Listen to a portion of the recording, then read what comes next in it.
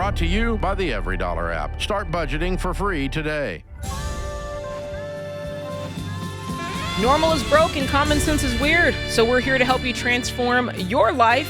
From the Ramsey Network here in the Fairwinds Credit Union studio, this is The Ramsey Show.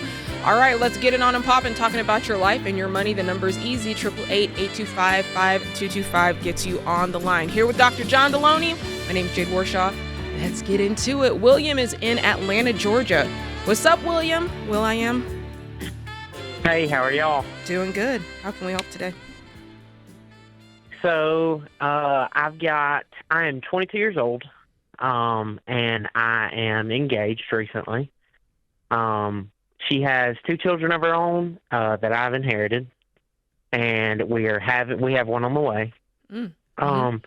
So with her, we've kind of, planned, we're getting married, we are one, as Dave likes to say. We're kind of thinking of the ballpark of what our debt would be together, and it's around $15,000 to $16,000. Okay. And we're really trying to figure out what the best way to pay that off is with the income that we currently make. Right now or after you get married? After we get married. We'll be getting married at the end of this year. Okay. First thing I want you to do is not ballpark anything. Okay. Get an exact dollar amount. It's $15,668. Okay, so you got that. Way to go. All right, and you're 22 and you're about to have 3 kids. Yeah. All I got to say is, dang, Gina, it's a lot of kids. Yeah, what kind of money are you guys making? So right now I'm making right at $52,000. Mm-hmm. What about her? And she is making. I'm sorry. Yeah. What will your soon-to-be wife be earning? $42,000. Okay, good. Okay, and is she gonna continue to work after this baby, or what's the plan? Yeah, so she's actually got a really unique opportunity. My mom does Medicare insurance policies and everything.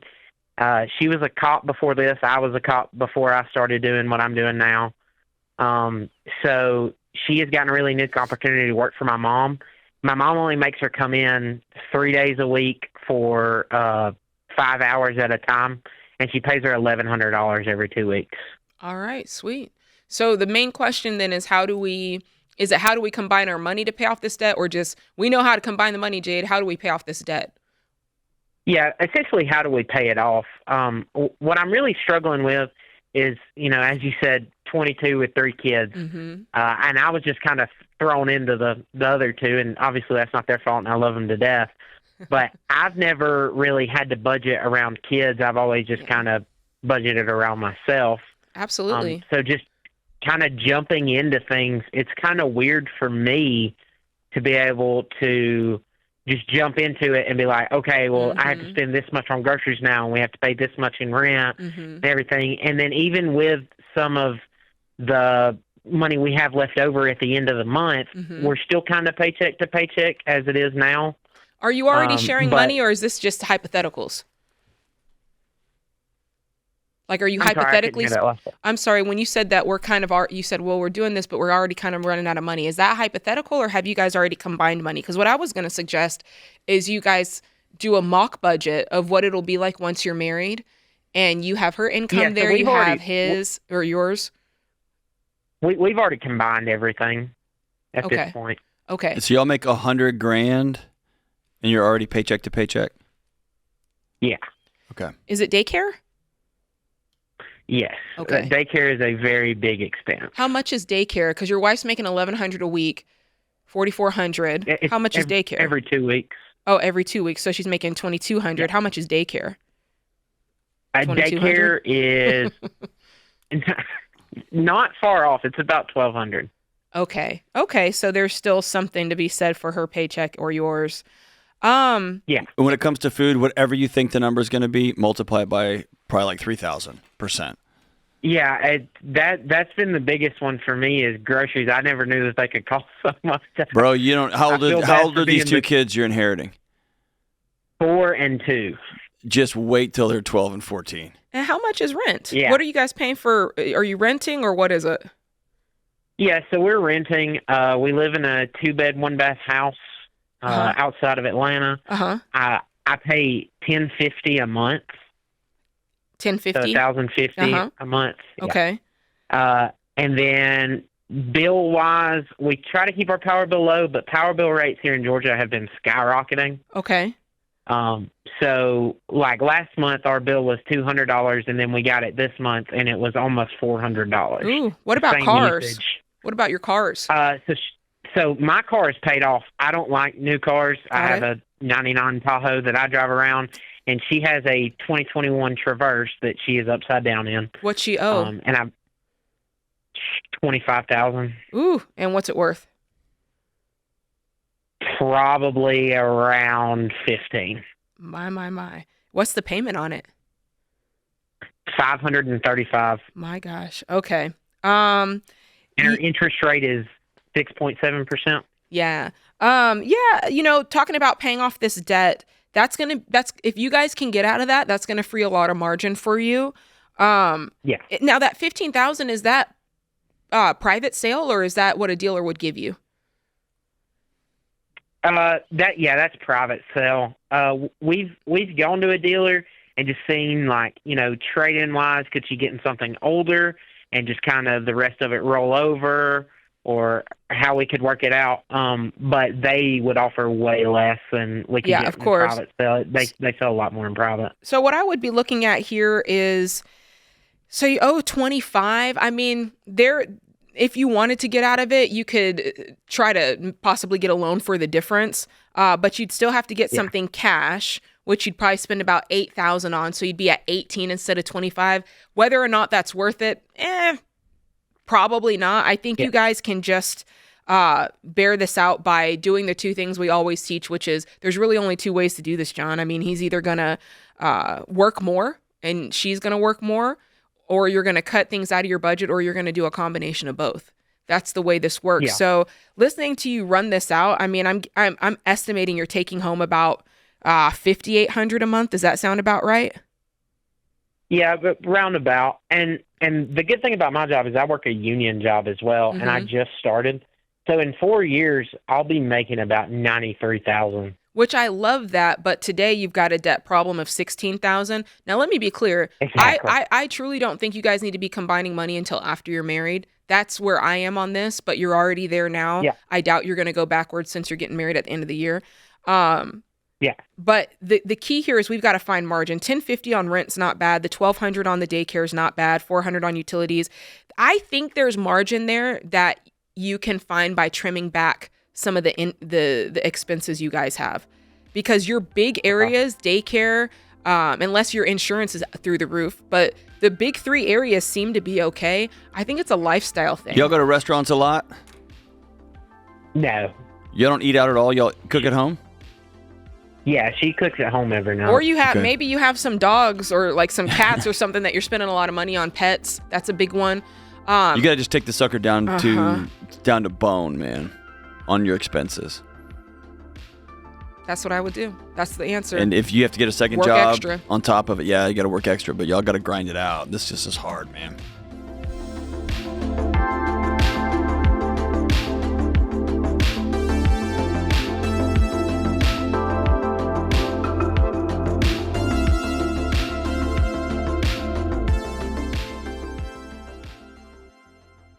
Dave, we got a lot of calls on this show where life happens. One day someone's healthy, they're working, providing for their family, and then a curveball hits. You know, we hear it all the time. A car accident, a cancer diagnosis, a heart attack, and suddenly everything changes. Yeah, and that's why you've always said that having term life insurance from Xander is essential, because it protects your family if the worst happens.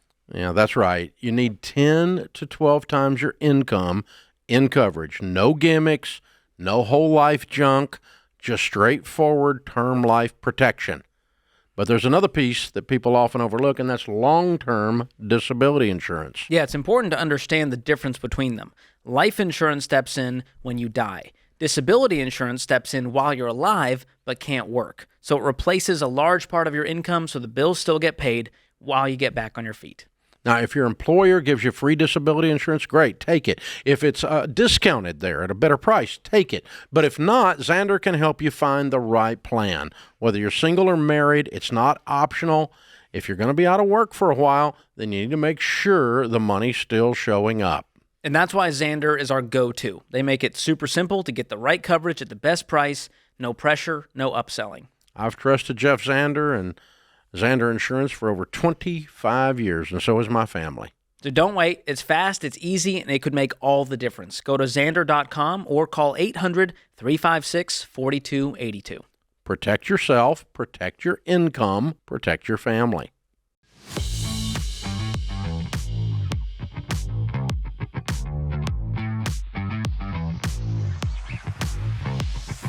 All right, Alan is in St. Louis, Missouri. What's going on, Alan?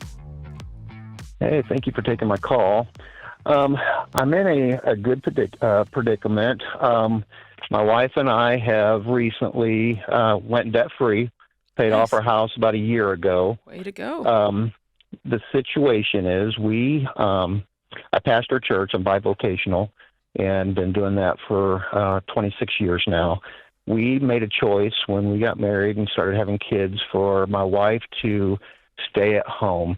So I've been working a full-time job plus extra jobs all these years just to make ends meet. Mm-hmm. So we're in a position right now where we're both 58 years old. A year ago when we paid off our house, we just started investing for retirement. My question is, I feel like I've been gazelle intense for the last 26 years. But I feel like I still need to keep up that intensity to have enough in retirement. And how did you be gazelle intense but just started saving last year for retirement? Because I was the only income working 2 and 3 jobs just to make sure that our bills were paid, and we had 6 kids and keeping food on the table. But you guys also you paid off the house, so you paid off the house before you started investing. Yes. Got it. And our house got taken down by a tornado in 2019. Shoot. And that actually helped us.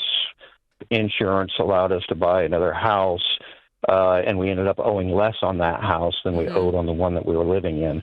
So that helped us to pay off that house quicker. But we're in a position right now where we've got, right now I've got about $20,000 in Roth IRAs and mutual funds, and we've got about $40,000 in savings. And what's the income?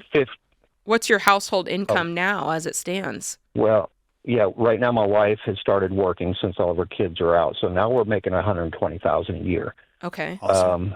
We've been putting between $1,500 and $1,800 a month into our retirement. Okay. And we have like $500 that we set out each month for the next vehicle that we may end up having to buy. Uh-huh. We've got $200 a month that we set aside for car expenses. And then, the rest is insurance and things like that.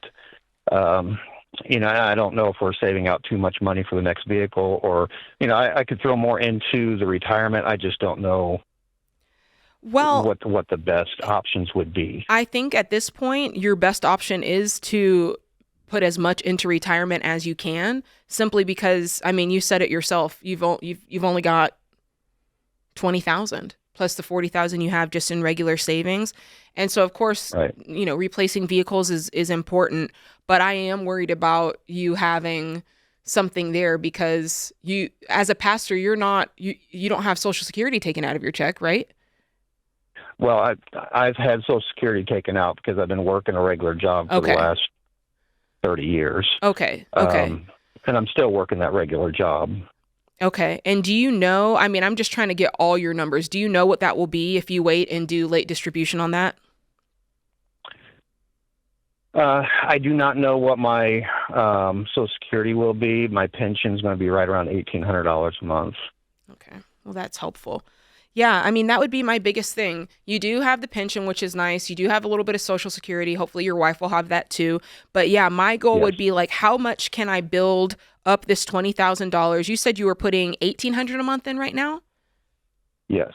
Okay. So, I mean, if I run that math as it is, if you start now or last year, like you said, and you do this till you're 72, I mean, that's $735,000 you'll have there. And I feel pretty good about that considering you'll have a paid for house. But obviously, if we can bump that up, you know, that's going to, every bit that you can bump that up is going to give you a little bit more peace, right? Right. Yeah, I guess I'm just at a point where I feel like, you know, I've been working 2 or 3 jobs plus pastoring for the last 30 years. I'm like, okay, I'd like to spend some time with my wife. Yeah, sure. You know, but at the same time, this was... I all get these what were you're choices. saying, but I they hate were, that. Yes. Yeah, everything was a choice, man. I totally get it, dude. I totally get it. And it's when you look, it's a tough pill to swallow. At 58, is that what you said? Yeah. Yes. Yeah, that's a tough pill to swallow. But it's like we chose 6 kids. We chose to pastor a church. We chose to pay the house and not put any money in retirement. We made all those choices, and then here we are. And really, at 58, like I'm looking at a guy who has given his whole life to serving people, and y'all have a math problem. It's just a math problem. Like, are we going to have enough money when we are 82 years old to be able to get groceries and pay the ever escalating energy bills, et cetera, et cetera, et cetera? Right. So, I mean, that's what I would do. I think the 1,800 you're doing is great. And that, like I said, it's going to get you to 730, you know, between 7 and 750. If you can get to 2,000, that's even better. But John is exactly right. But John, I want to take a moment and talk about what he just said, because I hear that a lot on this show. I've experienced it myself, which is... I'm just tired. Well, yes, but it's going back to the thing about being gazelle intense. If you say to yourself, hey, I hear what the folks at Ramsey are saying, and I want to start working that plan. I want to do this baby steps thing. I just have to remind you guys, it's a system, it's a plan. And a plan is a plan because you do things in a step-by-step order to achieve the desired result. Yeah. If you don't do it in that order, it's no longer a plan. Right. It's just some things I heard that I might try some of them. And so run it back, the difference between a guy who put $100,000 in 20 years ago, right, into retirement, that's just grown and grown and grown and grown, right, and would be 58 and have $100,000 left on his mortgage. Right, exactly. Now we can get gazelle intense or have a very simple, focused goal to get this sucker paid off while we're still nickel and diming our way, that 15%, right? Now, I mean, are there, let me say this, it's not like Alan was out there, you know, running the streets or something. That's the thing. Yeah, totally. There are worse things you can do with your money versus... And you got a paid off house. So that's a huge liability off your plate. Right. The fact that he chose to pay off his house versus invest, like I said, there's a lot of, there's crazier things he could have done. But if you say, I'm working the Ramsey plan, then it doesn't work for you like that. Right. If you work our plan. And I just want to call that out because that's what keeps people very frustrated is when you look at this and go, this one works for me, that one doesn't. This one works for me, that one doesn't. And you say the whole plan doesn't work. Yes. Yeah. And you will. And I'm just saying, if you don't do the plan the way the plan's written, John, you're going to end up chasing your tail. Yeah. Then you're going to be looking at us saying, but I was gazelle intense. And I'm like, no, you weren't. That wasn't our plan. That was your plan. I think people forget about and again, we get this a lot, like people want to pull apart like the nuance here of, yeah, but you can put this money in this account and this over here and whatever. A huge part of that plan is, and you write about this in your new book, it's psychological, it's emotional. Mm-hmm. And there's something about, like when I've talked to Dave privately about being gazelle intense, I want to spend this many years and just pay off my house. Mm-hmm. He said, you're going to be a shell of yourself in those many years. Do it the way we set it up so that when you turn 58, you're not looking around going, I've got nothing left to give. And I'm exhausted. And I just want to hug my wife. Which, dude, I'm like that. I totally get that. But it's like, it's largely psychological and emotional. And the money always works, right? It's living less than you make. But there's this is a perfect example of a guy who has dedicated his life taking care of people and paid off his house. He hasn't been out gambling his money. It's amazing. And I'm 58. I'm just burned out. I'm tired. I mean, Sam and I did that. I've been guilty of it. That's why I'm calling it out. I'm not telling you something that I haven't done myself, Alan, and anybody else listening. I mean, I was the one who, it's clear, the baby steps clearly say pay minimum payments on everything and take the extra money and put it on the smallest debt. That's what it says. But I had a big idea and said, we don't need to do that. We just need to put all the money, like forget about the credit card minimum payments, just put everything on the smallest debt. Then you're going to get frustrated because now you got bill collectors calling your phone. I had the big idea at one point that we didn't need the $1,000 saved. Right. And then you're stressed out because something comes up, and it's just, you got to walk the plan the way the plan states. Millions of people have done this. And so there's a reason that it's called a proven plan, not just a plan, because if you do it, the proof's in the pudding, it actually works for you. That's all I'm going to say. Not to get on to Alan. We love Alan. But if you're listening and you're kind of hanging out around the water cooler on this, just do it the right way. It works.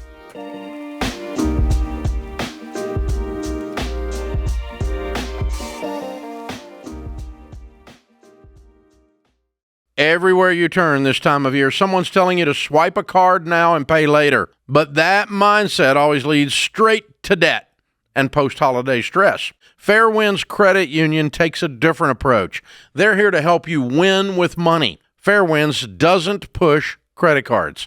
They help you build savings and stay debt-free, just like we teach, with the baby steps. And to do that, Fairwinds created the Smart Bundle with Ramsey fans in mind. It's more than a bank account. It's a tool to help you live with intention. The Smart Bundle includes a no-fee checking account, a high-yield savings account, and the exclusive Ramsey Be Weird debit card, which says debt is normal, be weird, right on the front. So every time you swipe it this Christmas season, it's a reminder that you're choosing a different path, to spend no more than you actually have, to avoid that January budget hangover, and to be free from debt traps. Go to fairwinds.org/Ramsey to open your Smart Bundle and get your Ramsey Be Weird debit card today. That's fairwinds.org/Ramsey, insured by the NCUA.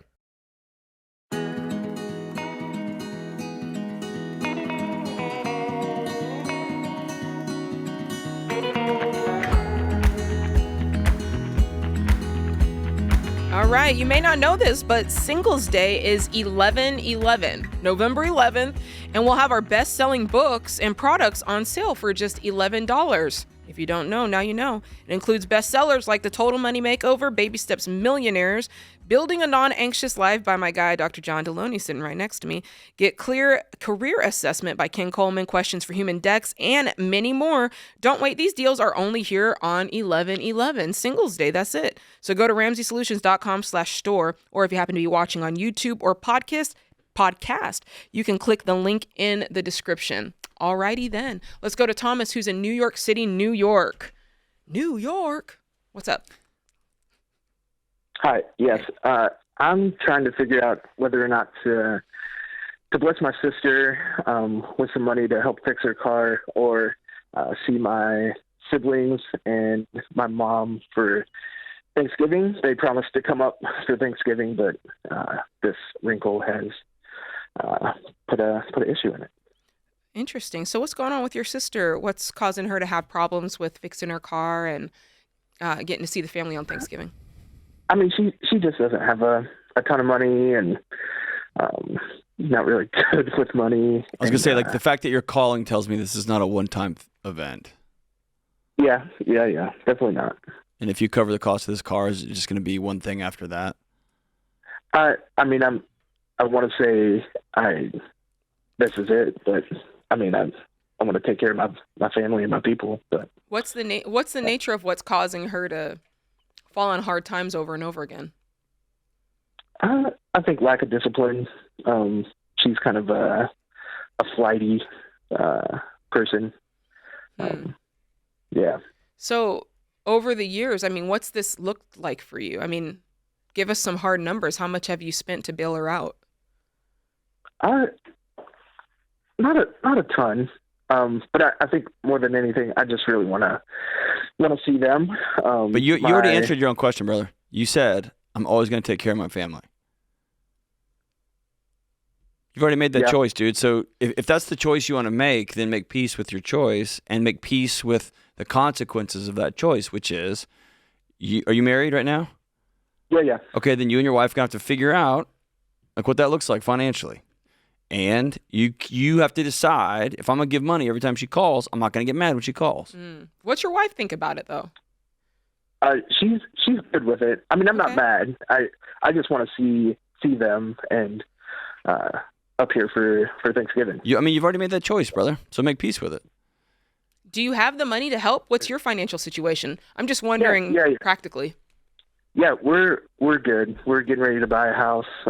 We're doing well. Work the baby steps. Yeah. What's the question beneath this question? I'm struggling with your question. I don't want to. I want to see them more than I want to give her money to fix her car. So it's more about what you want, not what she needs. Yeah. Huh. Does she want to see you? Yeah, but they aren't going to come up if I don't give the money to them. Because they can't, or because they don't want to? Because they can't. Okay. Yeah, because they can't. Yeah. Okay. And they didn't ask? No, she didn't ask me to help her fix her car. She just asked me, hey, we can't pay for the rental car to get up there. So how old are you guys? I'm 40 and my wife is 36. Here's I agree with what John said. I'm trying to put myself in your shoes, and I'm just thinking, okay, if my sister was like, hey, are you coming to Memphis? And I was like, no, the car's in the shop. If she was like, oh, I'll pay for the car to get fixed, that might make me feel a little weird. I might be like, oh, no, we're good. Like, Sam and I, we're good. And if she kept insisting, I don't know that I would like that. But just because now it feels like, okay, well, I've got to give her this money back. I'm on the hook. It does change relationships when you borrow and give money to your family, especially if it's not, if there's kind of this underlying of she's kind of flighty, she just doesn't really, handle her business. That's my only thought. Like I said, what John said is true. If you have already made up in your mind, if my family's struggling, I step in, then that's your bag. If this was my house, the way I would frame it is, hey guys, my wife and I happen to be in a season of blessing right now, and we would love to get y'all a rental car to come up here. And they can say no. Yeah. Okay. Yeah. That doesn't bother. I mean, none of it bothers me. I'm just trying to play it from both ways. Totally. And your sister better than Jade and I will. And if you know that really what she's telling you is, I don't want to come, then you're going to have to sit in that for a little bit and not just throw money at a problem, right? Yeah. They definitely want to come. I feel like the responsible one and want to take care of them. Is she married? Yeah. Yeah, she's married. Okay, so tell us about him, because you told us about her. She's a little flighty. What about him? Because it takes two to tango. Why don't? Yeah. What's the problem? Yeah, I think it's just a lack of discipline. I don't want to. Okay. That's not my home, so I don't want to talk on them. Okay. But that's what it seems like to me. They've had some hard times, and are you concerned that you're enabling them? Oh yeah, 100%. How many times have you bailed them out in the past? A couple, nothing crazy. Okay. Just a couple $100 here or there. I'm going to be honest with you, Thomas, that's the only thing that bothers me about it. I 100% understood what you said earlier, because I've been in that situation where we're like, hey, it benefits them, and I realize that, but I'm really doing this because it's what I want. I want the whole family to be together. I understand that very well. I'm in a season of that right now. However, the enabling part did bother me a little bit, because this is a cycle. And at that point, it's one thing if it's like no harm, no foul. But if you're enabling somebody, you are doing them harm. And so that's the only part that I mean, John can speak more to that. That's your bag. But yeah. And I've given them like the Total Money Makeover book. I've tried to help them with budget management. Yeah, but they just haven't asked you for that. Yeah. They haven't. Yeah, and that's just tough, man. When our loved ones and our friends and family, when we literally have a tool in our toolkit that can help them, and they're not asking for that tool. Yeah, that's tough. Right, and that's always just hard. But I will say this: you would have a very extraordinary wife, and I'm not saying wife. You'd have a very extraordinary spouse if they're okay with you indiscriminately bailing out your siblings' bad financial decisions over a long period of time. So I think it's worth you sitting down with your wife and saying, hey, I don't want this to get out of control and be a forever thing. What is our number? Do we have a line? A boundary. What are you seeing in me? And maybe give her permission to say, you are so desperately trying to get this family together to fulfill a fantasy in your head, and we maybe need to exhale and let this thing go. And that's going to be hard, right? Yeah. But, dude, if you got the money and your family is just literally a rental car away from coming to see you, they just fell on hard times, that's an easy decision. But I think the fact that you're calling says there's different layers to this thing, man. And that just makes it challenging. I agree with that. Hey, yeah. What do you think you're going to do based off a snapshot of what you heard John and I do? What do you think you'll do? Yeah, I think He's going to do it. Yeah, I'm going to give him the money to fix the car, Okay. and I'm going to say, we'll see you at another time. There you go. Yeah. I like that. Yeah. Do it. Have a good holiday. Bring it up later when you're not in the heat of the moment. So, Jade, an I want to easy say decision. this. We're recording this show at the very beginning of November. If you haven't already, and you're listening to this, if you're married, sit with your spouse and y'all talk through exactly what you want the holidays to look like. Not what they have to be. What do y'all want them to look like? And then communicate that to your family. Yes. Like, do it the next day or two. Yes. Right? Let everybody in your family know. Let all the temper tantrums happen. Let all the plans happen. Let all the exhale happen. But make those plans while you are still in control of them before you get dragged behind somebody else's vision of Thanksgiving and Christmas. I agree. I would take a step further too and just think back on last year's holiday and kind of audit that and say, here's what went well and here's what didn't, and use that as the template. And this to year inform. will not be the year it finally all works out. It'll be just like last year.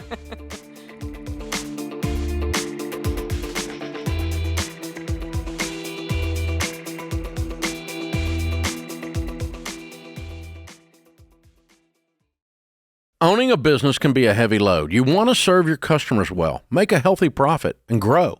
And your team, family, and customers are all counting on you. And now everybody's talking about AI like it's magic.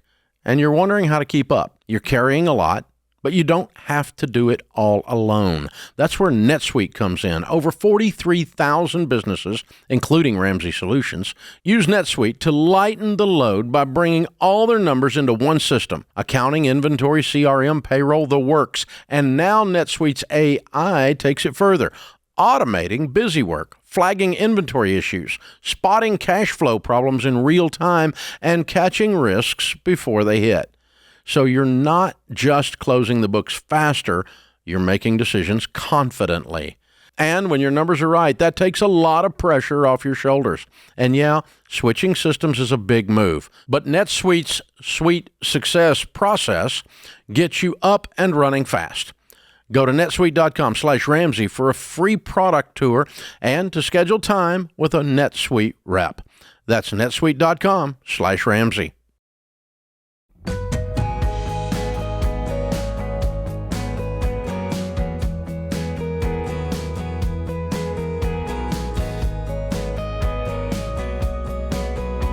All right. Anthony is in Providence, Rhode Island. Hey, Anthony, how can we help out today? Hi, how you doing? Thanks for taking the call. Yeah, you bet. What's up? So I'm currently torn right now. My wife and I'll start off with this. My wife and we both take home around, and I'm saying like net, we take around $80,000 a year, maybe with bonuses closer to 85. Okay. Right now, we are both currently $20,000 in debt between our car loans and credit card debt. Okay. The main concern I have now, I just started following the baby steps. I just got introduced to Dave Ramsey by my friend. And everything's great. The math is mathing. The only concern I have right now is that I've been working between her and I, we've been working very, very, very hard. Long hours, trying to figure out babysitting. So it's been pretty tough trying to manage time, because I know you can't get time back. That's the one thing I've always been told. That's true. So the 85,000 net, that's with side hustles. The 85,000, that's with both of our primary incomes. Right, but you were saying like we're navigating. You made it seem like you were doing a lot of extra. So we both have a job, right. A full-time job. I'm working about 60 hours a week. Got it. And then she's working about maybe 30, 35 hours a week. Okay. How old are your kids? So I have one kid. He's 1 year old. He just turned 1. Okay. And trying to find a babysitter is the main issue for us. Got it. Okay. We're able to make it work. Her grandma's always there for us and stuff. Okay. That's a blessing, dude. So how much margin do you have every month? Yeah, like you've done the budget. And by the way, welcome to the cult, brother. Hope you like took a bath in the Kool-Aid, man. All right, so you're here in our crazy little gang. Like, how much margin do you have? Y'all done a budget. What do you got left at the end of every month that you're throwing at this $20,000 debt? So for me alone, just because we're not factoring both of our incomes together as much. Why? You're married. Y'all made a human together. You can share a checking account. So the main issue has been trying to get her on board with the Dave Ramsey thing. Okay, so halt everything, homie. Halt it all. You can't do this by yourself, man. Right. You can't. Like you got a bigger issue than debt right now, and then it's a spouse that doesn't share the same values as you. Right. You got to get there. What does she want to do? Yeah. Tell us her side. Yeah, so she definitely believes in working very hard and trying to stack the money, but the issue is that she's not, in her mind, she wants to save the money, but she's not actually putting it on pen and paper, and then she's not having any margin at the end of every month. But she shouldn't have margin. Y'all should have margin. So is the problem that she doesn't feel good about combining money? Like, plan aside, like getting out of debt aside, just you guys going through, let's pretend that there was no debt to pay off. Just you guys being in a world where both your paychecks go into the same account, and as you spend, you let it, there's transparency, and what's yours is mine, what's mine is yours.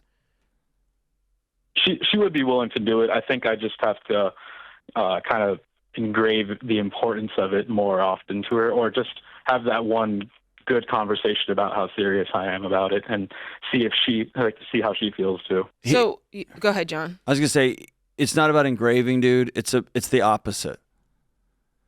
Like, I want you to sit down with your wife tonight and say, we've got a 1-year-old. We created a human together, and I don't feel like I am like that. We're united in this marriage, and I want to be all in with you. And the way I want to start being all in with you is I want to put all of our money in one account, and we're going to have to talk about it, and we're going to share stuff, because I don't feel safe with our money situation right now. Right. Okay. And so instead of trying to engrave it in her, like, I got to force this plan, I want you to do the opposite. I want you to take a knee in front of your wife and open your hands and say, I'm scared to death with how we handle money. And if it happened in your house in a negative way, I want you to say, I lived through this. Right. And I don't want our 1-year-old growing up like this. And y'all make almost 90 grand. You make 85 grand and you owe $20,000. Y'all can have this done in like 6 to 8 months. Right. Right. And then I don't care about like, you're going to miss 6 months of a 1-year-old's life so that you can have the rest of the life that y'all want to build. Okay. You get what I'm saying? Yeah. Absolutely. But if you go at a spouse who's kind of on the fence or doesn't really care with a bunch of spreadsheets and a middle-aged man who like yells, get out of debt, they're just going to blow you off. If you go to him and say, I'm scared to death that I'm going to repeat the same mistakes my family made and I don't want to do this, will you be all in with me? And if you are, I've got a plan that millions of people have used and it will work every time. And can I add something to that? Right. I would also, if I were in your position, I would seek to understand what's giving her pause. Like, why is she feeling that trepidation against it? Yeah. Do you always have a scheme? Is this like scheme number 50? Like you were selling essential oils last week and Avon the week before that and like hot yoga the week before? Or is she just like pretty much immature? Kind of does what she wants to do? I want to say it's a little bit of immaturity. Okay. She's just not as responsible with money. Mm-hmm. Do you Venmo her for babysitters? So thankfully, her grandmother's not charging us. Okay. Even though I was being sarcastic, but like, do y'all Venmo each other for like, dude, you got Wendy's last week, so I got Arby's this week. Do y'all really? Yes. Okay, that ends today. Okay.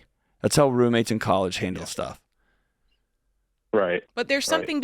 The truth is, some of it might be immaturity, but there's something behind that. There's something behind that. Totally. There's something of she wants to protect herself, or embarrassment. It's a way. Enough, yeah, whatever. Embarrassment. It's a way for her to reward herself. There's something there that it'll be hard for you to get to the bottom of changing that without understanding her perspective. Wrong or right, it's still her perspective. Right. The more you can understand it, the more you guys can get on the same page. So I think that the plan of, working the baby steps is secondary to understanding why there's not a trust to combine finances. So that's thing number one. And then as you unravel that, you can start to do these things. So. Dave talks about, and Rachel talk about, there's a nerd and a free spirit in every relationship. And so tell her you'll take the role of the nerd. And what that means is you'll create the draft of the budget when y'all sit down on Sunday nights just to run through it. And she gets to change one thing at least. And y'all go, but you'll create the framework, you'll create the draft, but y'all going to sit down and y'all are going to go over this thing. Mm-hmm. But all the money's going to go into one account. We're never Venmoing each other again because it's our money. This isn't yours and this isn't mine. And when y'all have, when you get a big bonus, it's going to be y'all's. And when she gets a big bonus, it's going to be y'all's. And when y'all have babysitting, when y'all have food costs go up like crazy because of inflation, it's going to be y'all's problems that y'all handle together. Mm-hmm. You know what I'm saying? Right. Absolutely. Yeah, this conversation could transform your marriage. Or it'll reveal your marriage, right? Yeah, exactly. Yeah. I've been trying to figure out a way to like manage it without, I guess, poking the bear per se. How long have you been married? So we actually got together 2 years ago. But how long have you been married? So I want to say about a year now. Okay. I want you to know how long you've been married. Yeah, that's a number you need to know, homie. That? You need to dial that one in. I'm sorry, Anthony. That was funny to me. If you ever have to refer to your wife as a bear, and I know you're playing, but like when you say like, I don't want to poke the bear, that like tension is the doorway. Conflict is connection. Like you got to go through that. If you keep working around it, if it's unsafe, you got to go somewhere else. But if it's just immaturity, I want to do what I want to do, you've got to go right through that. Otherwise, you're going to just recreate the same trauma that's been in your family for generations. Ooh, good question. It's the next right call, man. Yeah.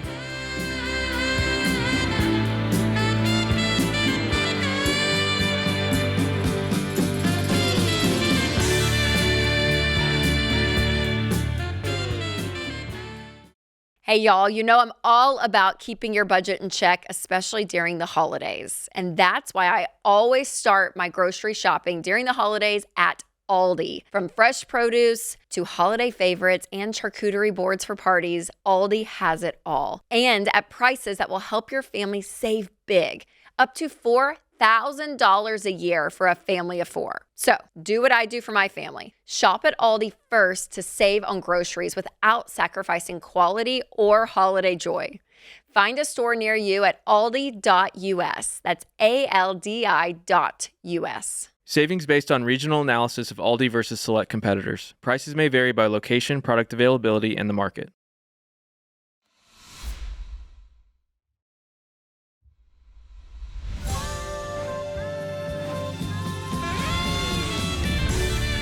All right, welcome back. We're here in the Fairwinds Credit Union studio taking calls about your life and your money. I love this show. I love that you guys call in. I love that you trust us with your situations. It means a lot. That's what Allison's doing from Omaha, Nebraska. Allison, you're on the line. How can we help today? Heck yes, I am. Miss Jade, Dr. Delony, thank you guys so much. This is like weird and really exciting at the same time. So it's our honor. It's our honor. What's up? Yeah, so my fiancé and I are at a crossroads on how to handle finances, and there is a difference in economic status and a family business involved, but because that's not complicated enough, we decided to try for a child and instantly succeeded, which is great. But once that happened, his tone has now changed regarding combining finances and even getting married legally at all. Yes. A little marching band of red flags, but yeah, man. Okay, so how long have you been together? Oh man, I'm not laughing at you. I'm just like, no, pass the pitcher, laugh. and I'll pour another one. Jeez. So has this guy just done a 180 on you? Yes. Okay. I would like to dance around it and pretend that it's anything, but it is dressed up in a really nice package. But when it gets down to it, it's a little hoodwinky. So. Okay. And sorry, Jake. We've been together 4 years. 4 years. So what's your what's your question? How can we help? There's like 50 questions here I got, but what's your question? Is there a way around structuring things that we can make him and his family business and all that feel secure while also providing security for me as a stay-at-home mom? Oh, so okay, I see. So tell us the economic unbalance there. Tell us what his family business is, what it's worth, what you think he's worth, and then tell us about you. Yeah, to the best of my understanding, he was in finance before. He's coming in with about $4 million, and then the family business is about 15 to 20. However, they do leverage a lot of debt. So at least to me, a lot of debt. It's like $1 to $5 million a year they can take and go through. For myself, I have no debt. I've got a little under $600,000. Own a home in Nashville, had a great business that I shut down in order to come and be a part of this, making like 110, working only 10 hours a week. So you work in his business, his family's business? I help out probably more than I should and don't get paid.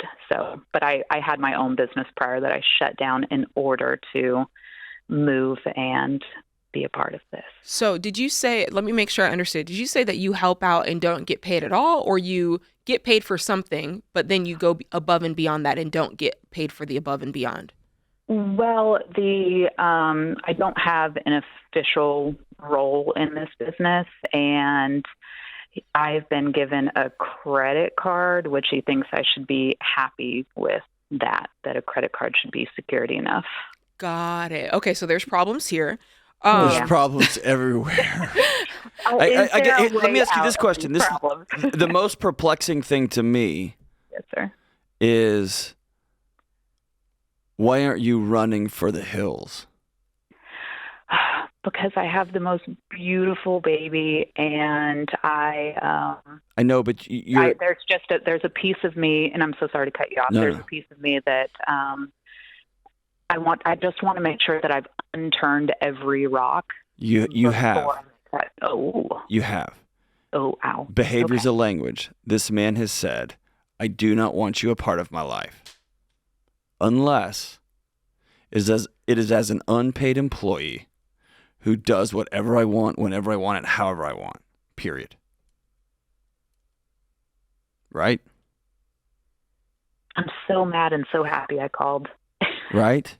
Yeah. Behavior is a language. You are desperately trying to hold on to a picture that is right and is good.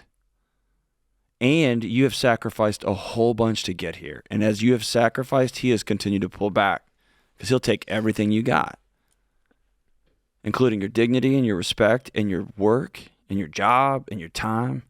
He'll take all of it because you keep putting it on the table. Did he even offer a prenup? In the discussion leading into this, it was always, I don't believe in prenups. I would never get married with a prenup. It was all that kind of discussion. He just changed it to, and I'll never get married either. I think that's the thing. If you had told me something like he offered a prenup and I didn't want to sign it, that would have been weird. But I'll be honest, the fact that he didn't even say it let me know from the beginning he was planning all along not for this to go through. That's kind of the way I see it, because a guy like this, he would be planning to protect his assets upon marriage, right? I mean, you're right. There's a big difference. There's a family business. It would be totally fine for him to offer that and say, hey, with my family business, here's what I have to do. And you'd be like, sure, fine. But the fact that he didn't even say it or mention it like that makes me know, oh, he wasn't even intending to get married at any point. Yeah, things got even more squirrely when there was like this push, because I do have this credit card, which, by the way, I spend less than I ever have before when I was supporting myself. The credit card's for you to use for yourself, not for the business. It's for you to just live on. Is that what it's for? It's what I pay for our child. And yeah, Jade, and she should be happy. Oh, boy. Exactly. But when he was pushing for a budget, I said, perfect. I can live within a budget. I mean, I made my first $1 million before I was 20 and lost it all and don't want to do that again. But I was like, how much do we make? And have never even been able to get an answer of what that number actually is. So, can I ask you a question beneath the question? Oh, I guess. You're real smart and you're real accomplished. How much of you're trying to force this fantasy into reality, even against the wishes of the person that you created a human with? How much of this is, I don't have another word off the top of my head right now, but is embarrassment, sunk cost fallacy. I'm too smart and too accomplished. I've done too much to have fallen for this. And so I got to make this work. Otherwise, it's going to be tough to look myself in the mirror. Probably more than I want to acknowledge. Okay. I want to let you off the hook for that, man. We've all made mistakes with money. We've all made mistakes in love. We've all gone all in on something and had it burn us. That's a human experience. What I don't want you to do is, you're an amazing woman and you've got a little kid now. And I don't want you to end up in ash over trying to make something happen that your partner is being very clear. I do not want to be in a relationship with you. Unless it's 100% on my terms, which means it's not a relationship. Is that fair? That's fair. I'm heartbroken for you. I appreciate the directness more than you know. Yeah, I'm heartbroken for you. We'll be thinking about you in the next right move you got to make. But these are hard conversations moving forward. And by the way, you're about to find out how much he makes when you file for custody. You're about to, all those documents are about to be laid out on the table. So there we go. So sorry.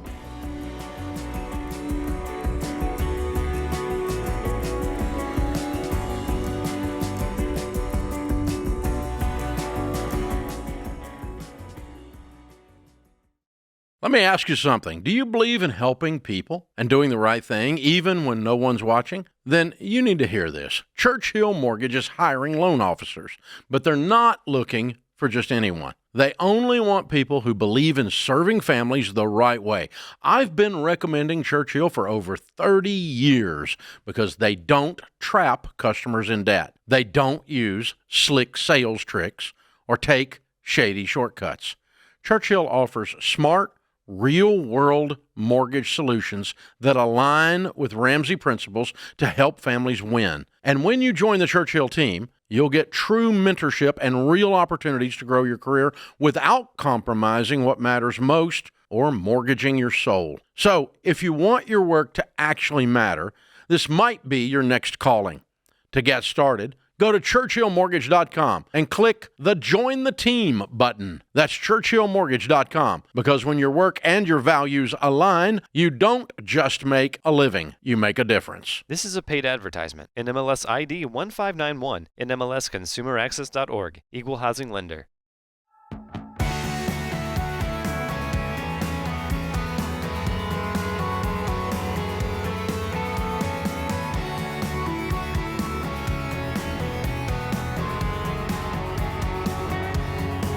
All right. So I just want to tell you guys right now, thank you so much for listening to the show, for liking the show, for subscribing to it. You guys even go so far as to share it with your friends, which is even better. If you're doing that, please keep doing it. It helps us out so much, and we're grateful. It's a small gesture that makes a huge impact. So again, if you've ever liked the show, hit the little heart. If you've ever subscribed by smashing the button, or if you've ever shared it by sending the link, sending the paper airplane, dropping it in a DM, we truly appreciate it. Thank you so much. Keep doing it. All right, let's go to Mac, who's in Chicago, Illinois, Chi-Town. What's up, Mac? Hey, how you guys doing? I'm a big fan of the show. Thanks for having me on. Yeah, you bet. What's up? My question is around investing. I'm not sure what to do with my cash and my extra money at the end of the month. I am investing fully in my Roth 401k. I'm doing 15% there and kind of maxing it out. Good. But I have a lot of extra cash left over just sitting in my savings account, and I feel like I should be investing. I don't know how to start. I don't know what to buy. And there's definitely a little bit of fear behind it too, because I don't want to make the wrong choices, and I don't want to lose it. So I'm calling for some financial guidance. Cool. I like this question. Dude, you're awesome, man. Yeah. Appreciate the call. Way to go. So you're already maxing out a Roth 401k. Now, are you just maxing it out, or is it 15% of your income? Well, it actually comes out to 14.5% of my income is maxing out the legal limit. So it's kind of yes to both. Okay, good. And you're at the right stage of investing, right? There's no debt. You have 3 to 6 months saved. That's correct. I've got about $25K emergency fund. I don't have any debt. It's so funny. I called the show about 4 years ago when I did have debt, and now I'm totally debt free. Awesome. I love it. So good. Okay, so you got $25,000 emergency fund. How much did you say? You said there's extra sitting in your checking that's just above and beyond you need to invest it. How much is that? Yes, it's currently $110,000, and though it feels good, I know that probably shouldn't be sitting in cash, and so that was really the genesis for my call. And then on top of that, I'm able to save $2,500 a month, and I don't want to continue doing that. If that's correct, yeah. So what's before I tell you about the investing, I want to get a snapshot of your life. Tell me about your living situation. Are you renting? Do you own a house? Yes, I'm currently renting, and though I would like to follow the baby steps and buy a house, I'm not in a position to do so right now. I am financially in a position to do so, but the way my life currently is, I don't know where I want to live long term. I don't know where my next job is going to be within the company I'm in. I'm open to relocating to advance my career, so I really don't. I'm not in a position to buy a house right now. What's the time frame on all that? Is it in the next 2 to 3 years? Probably, yeah. Okay. Well, I will say, so I'm going to pair your living situation with your investing question. I will say you've got the $110,000. I think that's a great start for a down payment. But like I know, wherever you end up in the United States, real estate wise, it's going to cost you a pretty penny of a down payment to even get into the world. I'm looking over here at our, on our Ramsey Trusted site where you can see the housing market trends. And I'm just seeing that the national median price for a home is $424,000, right? So even with something like that, if you want to get that to 25% of your take home, you're likely putting down around 60%, right? Like you're putting down a lot if you make $100,000 a year. So that's a lot of money. So part of me says what I would do if I were in your shoes is I would keep investing the 15%. But as far as this 2,500 in margin goes, and as far as the 110, I might keep it in a high yield savings account and just keep plugging away until I know that when the time comes and I'm going to buy a house that's likely $400,000, that I can easily plop down a big enough down payment that thing is not too big of a piece of my world. Does that make sense?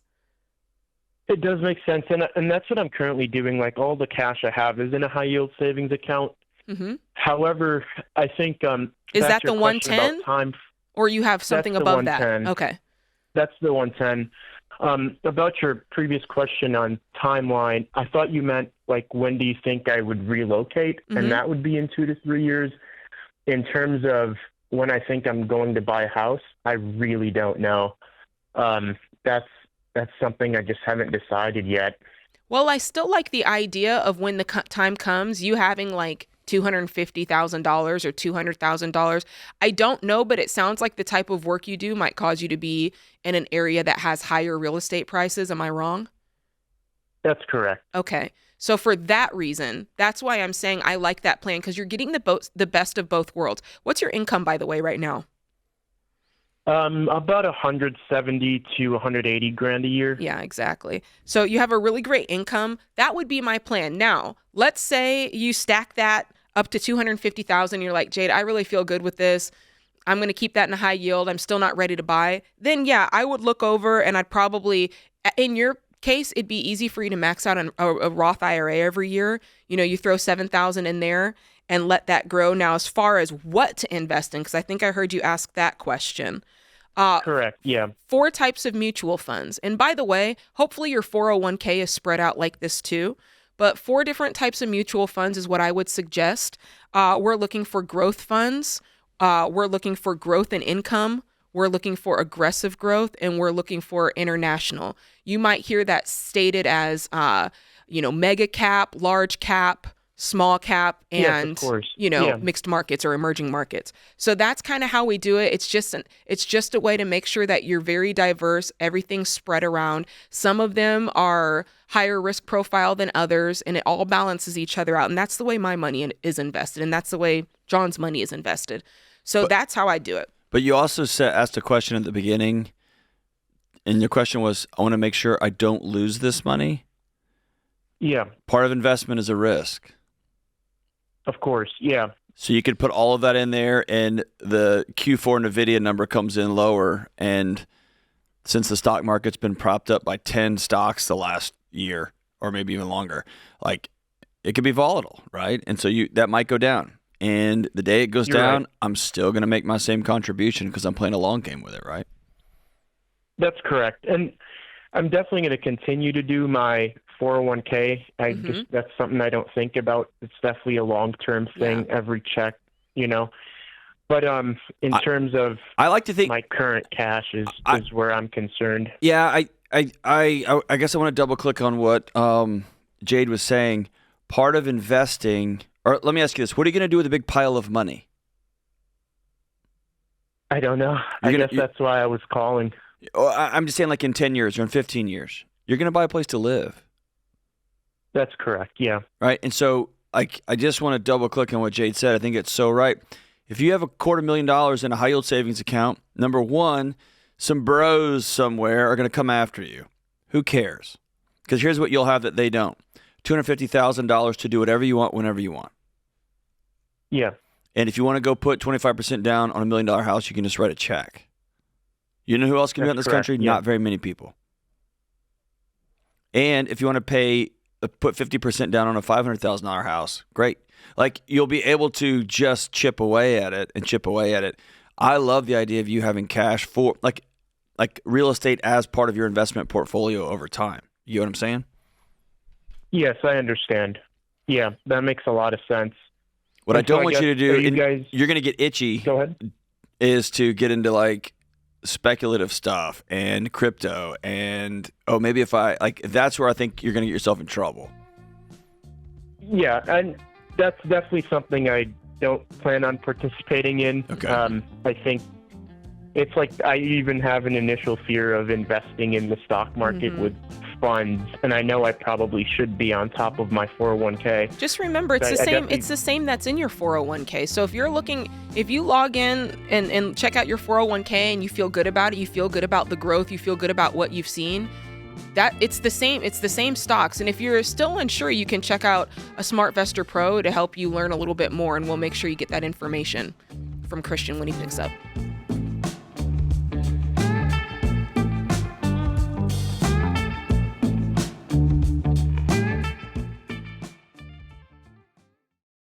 Hey guys, you know those too good to pass up holiday promos? Well, they can be great, but with every spin of the digital wheel, the newsletter sign up, the coupon code, you're giving away your data. You think that info just stays with the store?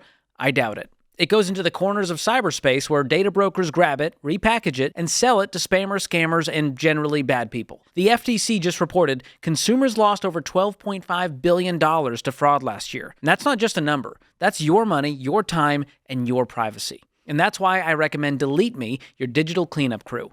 The Delete Me privacy pros dig through hundreds of these data broker sites, they scrub your info, and they keep it gone, which means fewer weird robocalls, fewer spam texts, and it's the gift that keeps on giving because it's an annual subscription. And Ramsey listeners can get 20% off those annual plans at joindeleteme.com/Ramsey with code Ramsey at checkout. Do it today. That's joindeleteme.com/Ramsey, code Ramsey.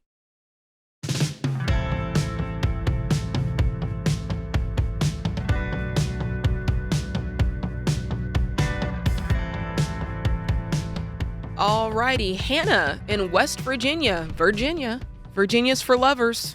That's the saying. What's going on? Hi, guys. Thank you so much for taking my call. I'm a big fan. I appreciate it. Well, we're happy to have you on. So, thank you. So, my question is, how do I eliminate or consolidate my debt as a single mom? My monthly expenses are higher than my take-home pay. Ooh. Well, that I can tell you all of the tools all day, but that's a math problem right there, Hannah. Yes, I know. I moved up to West Virginia from Mississippi in the hopes that I would be making a little bit more money in the career path that I'm in. And I don't know that I did the math the correct way before I moved up here. What's your career? Yeah. I am in property management for student housing. What's your income? I make $77,500 a year before taxes and insurance and everything. Before taxes. So after, what are you, 4,600? I bring home about 2,300 every 2 weeks. Yeah. So, Okay. yeah. Okay. And then what does it cost to make your life? Is it your rent that's too high? What's going on? It is rent. It is daycare, car note.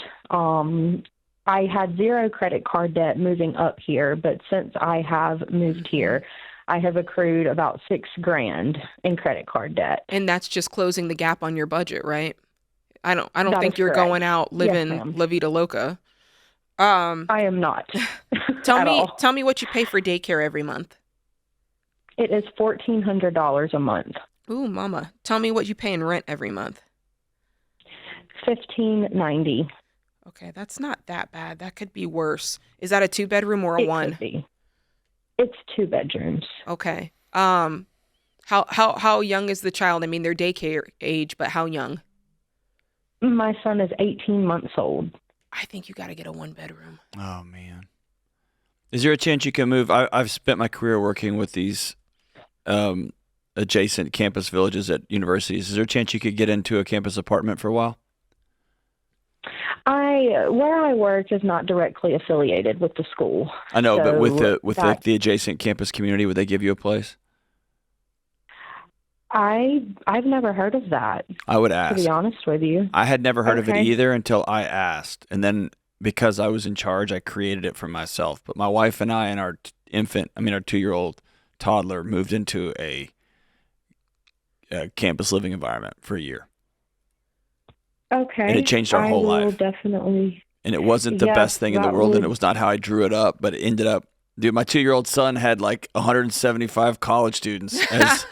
They're just fawning over him all the time. It was a dream come true for him. Yes, that's awesome. I will definitely look into that. Thank you. You know why? Because it's going to, quote unquote, help you with the student experience and help you with marketing, blah, blah, blah. You know all the right words you got to say. Agreed. Yes, that is correct. Which the university technically considers any off-campus housing to be in, like direct competition. I know. With the university, Right. and we're actually not even allowed to market on campus. But anyway. Well, if you could live do you live on your property? I do not. No. That's what I'm talking about. Is there a possibility you could move onto the property? Oh, yes. I would have to reach out to my supervisor and all the things just to see if we had like a concession. Of course. Reach out today. Could get. Yes, we'll do. Yeah, reach out today. We'll do. I love that idea. I know that it's a great idea. Yes. I know that there's like a list, like a company-wide list for however much they can allot per property. And all of my current staff lives on site. So Fire somebody. I'm just kidding, but maybe. I did 2 weeks ago. Oh, there you go. You got to find a place to live. But there's a bigger issue here, and that is, do you need to reconsider going back to Mississippi? I relocated up here because I was not going to make even this much money doing what I do in Mississippi. Is it time to find a new career path? I've been doing this for 4 years. I know, but you can't afford to live. That's right. If you were in another situation and you told me that you made $78,000 a year, I'd be like, okay, great. That's a fine income. You didn't call me telling me that you're making 40 or even 52. I think the problem is twofold. Number one, you're in a season of higher expense. Whenever you're in a daycare season, I mean, John, I know, daycare is expensive, and it's not forever, but it is the most expensive 4 to 5 years of your life. So that's thing number one. Thing number two is this car. Tell me about your car payment. My car note is $600 a month. That's the bit. Yeah. How different would your life be if you had that $600 back?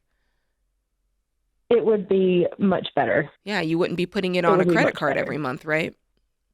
Yes, so, I wouldn't have to put daycare on a credit card every month. Right. So tell me the situation. What do you owe on your car currently? I owe $24,000. And what is it worth? Last time I looked, I believe it was worth about $13,000. Oh boy! And you're positive that's private sale? It's been a minute since I've looked, so don't quote me on that. It could be completely different, but round about $13,000. Do a little homework on that tonight. It sounds like you might have rolled some negative equity in there at some point, but just do a little homework. What other debt? Is there anything else besides the car and the credit card? No, I don't have any other debt other than the car loan and my credit card debt. So I go back to what I said before. Do you know anybody where you are, or are you just brand new, no friends, no community yet? No community yet. I'm working on it. I'm trying to get involved with a church in the area. I packed myself and my son up, and this was my better opportunity. I took it. Where is this child's father?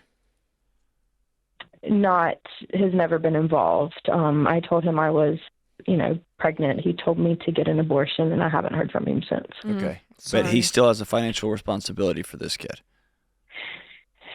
He does, yes. And I am working on that, but that would help you significantly as well. Yes, it would. So if you were to look up in 90 days and you're getting at least some money from Deadbeat, and you're living on campus at a free or reduced rate, or not on campus, but on your property, and you go trade this car in, and you go to a local credit union and take out a $5,000 loan because you found somebody to sell it, and you're going to owe $5,000 to a credit union, and you got a cheap, just crummy car. Your whole life is different then, right? Yes. Yeah. Yes. Those are your three homeworks. Number one is check out the campus thing. If the campus thing doesn't work, then you at least have to go down to a 1-bedroom to save some money. You're going to save, $300 by going down to a 1-bedroom. Thing number two, like John said, we need to look into this car, do some due diligence on that. Yeah, see if you can get a loan for the difference, and you're buying like a $3,000 beater, which is, that's what you're getting the loan for, to cover the difference plus a little bit to get a car. Yeah, that's what this is looking like. And then number three is, like John said, tracking down deadbeat dad and getting what you can get from him because you need the money. I hear you. I know just bringing up the man's existence is hurting you on the inside because you're probably like, I don't want anything to do with him. And I don't want to need his money, but you could use it, right? That is exactly how I am feeling. Mm-hmm. Yes. And I always said that no amount of money, was worth, putting my kid in the hands of someone that I don't trust. But you're not going to put him in his hands, but on behalf of the dads who the greatest thing in our life is the privilege of taking care of our kids, this guy's got a responsibility.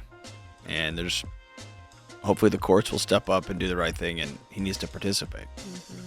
The only other thing you can do is try to figure out something you can do at night once the baby is home that you can do from home that's online. Maybe you edit papers or you do, copy editing or something that you can do on your own time to make money.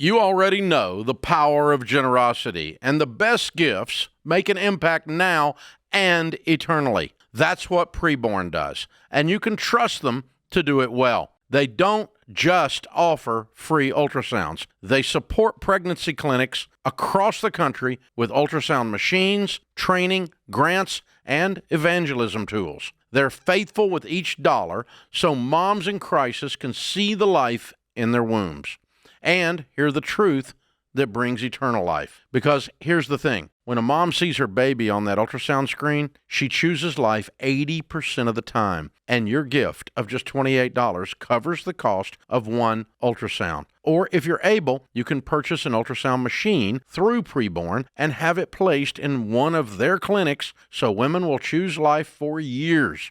Your donation brings hope and truth when mothers feel alone and fear is loud. So I'm asking you to give to Preborn today, even just $28 to provide one ultrasound. Go to preborn.com/Ramsey or call 855-601-2229 because every baby saved is more than a life preserved. It's a life changed. That's preborn.com/Ramsey.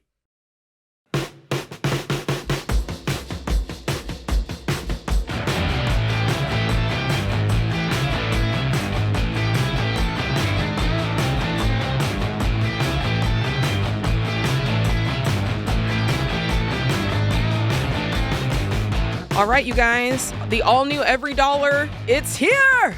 And it's now way more than just our world-class budgeting app. As a matter of fact, there are tons of new and advanced features that are there to help you make faster progress with your money. As a matter of fact, the average person finds thousands of dollars in margin in just the first 15 minutes. So if you want to get into it, if you want to get involved, you can start Every Dollar today for free. All you have to do is get it in the App Store or in Google Play. All right. Mark is in Detroit, Michigan. Mark, what's up? Hey, how you doing, guys? Doing great. How can we help? So I kind of have a weird question for you. So quick history. I was married 17 years. I've been divorced about a year and a half. And my ex-wife and I, we followed the Dave Ramsey financial model. Uh-huh. Okay. We did it right. Like, I feel like our story is unique in a divorce in that we didn't walk away like ruined financially. Good. But, well, yeah, but I feel very, I guess, disillusioned with it, I guess, a little bit in that I feel like we put our entire thought and everything into making sure we did everything right financially. Yeah. And we didn't fix anything else. And I feel like now we're sitting here 17 years later, a couple of kids in high school, lives destroyed, and I don't know what to do. It's like I have a stack of money. I have retirement. So does she. Our kids are fine. They're going to go to college no matter what happens. Uh-huh. Do you feel like you used this in place of dealing with your real issues? Is that what you're saying? You kind of both just focused on this instead of the other stuff? I think it was like all I cared about was the money side of it. And I was so focused on making sure that the balance sheet was right that I lost everything else. And I'm in a spot now where I really don't know what I want to do. I mean, it's like work doesn't really feel like it has a lot of meaning anymore, even though I do it and I go every day. When was how soon was your divorce over, brother? A year and a half ago. Okay. Exhale, man. You still haven't even started the grieving process yet. Like you're still mad. Yeah. Well, I feel like I failed.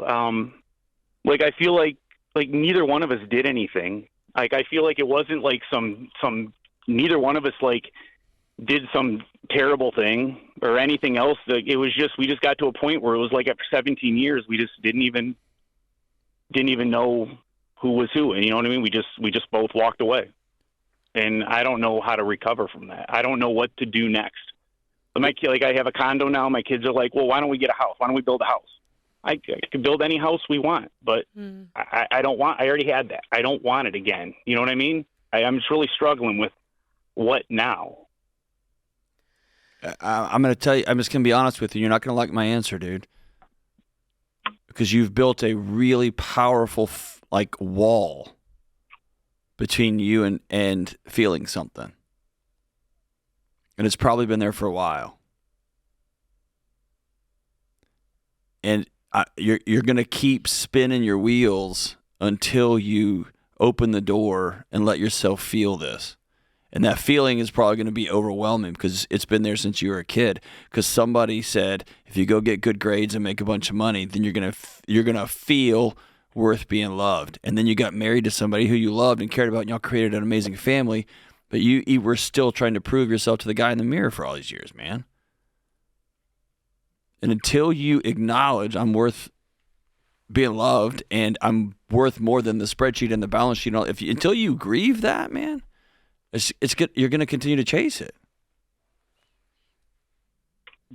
Yeah, I just don't know. Like all I care about is my kids, and like I only get to be a dad half the time. I mean, there's nothing I wouldn't do or give them or give their mom or any, like there's nothing, you know what I mean? I just want them to be good. And I hate that, hey, I get my week and then all of a sudden there's a week where I sit in my living room and I can't go say goodnight to my kids. It's called grief. Like, I don't know. I wouldn't wish what you're experiencing on my worst enemy. Well, why? Like, circle me back. Do you and your ex, are y'all on good terms? Yeah, we co-parent great. To be honest, we get along better after the divorce than we did for the 5 years leading up to it. Okay, then why not go sit in a coffee shop and say, what have we done?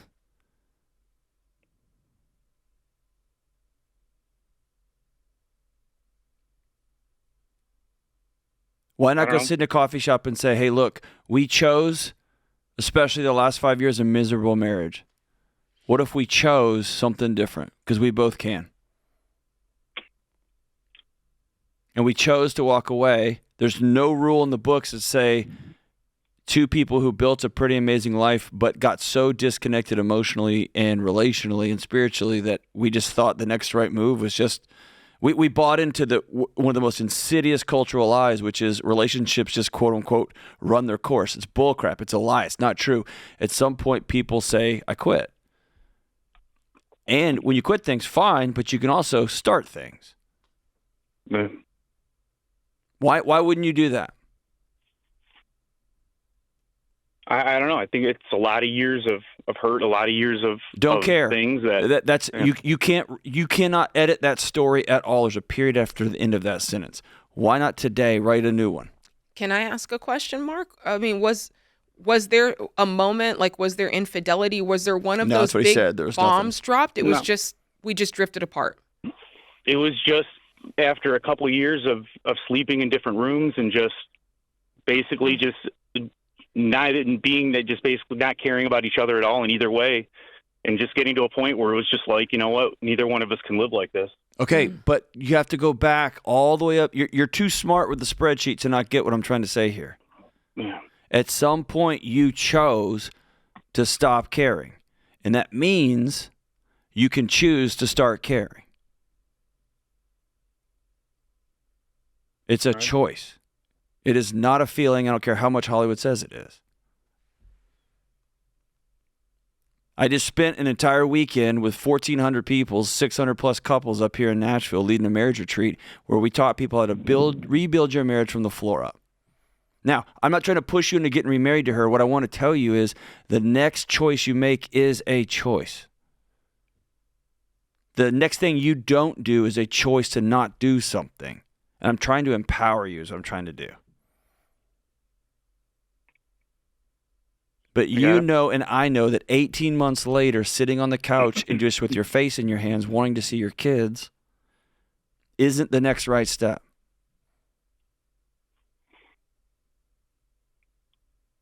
Right.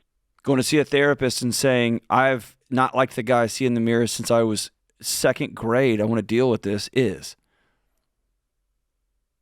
Maybe calling your ex and saying, what have I done is. Maybe calling and saying, I miss the kids. Can I come by and see them in the evening because we're good co-parents? Maybe that. I don't know what the next right one is, but you have to regain your autonomy here amidst this black hole of grief.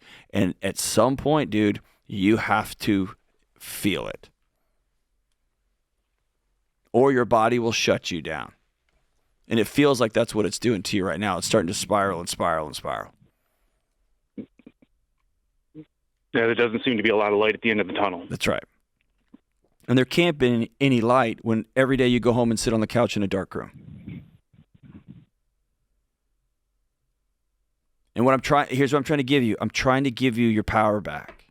That yes, like the feelings you have are real and you're now a partner in this misery. Which means, I'm trying to give you a good side to this, that means you can be a partner in walking towards a light somewhere. Do you get what I'm saying? Yes, sir. Do you believe you're worth even taking that step? Or are you just sitting at home thinking, I failed my kids, I failed my wife, I failed everything, I failed myself? Well, there's a lot of that. I'm not going to lie to you. Okay, then here's the path. Because I'm a guy that your job is to make it work. Okay. No matter what. Then good. Then we're going to make this one work. You're going to write yourself a letter tonight. 2 years ago, you're going to write that guy a letter who's sitting at the divorce table, and you're going to write a letter to yourself in 5 years about who the guy you're going to become because of the choice you started making today. Go make it happen, brother.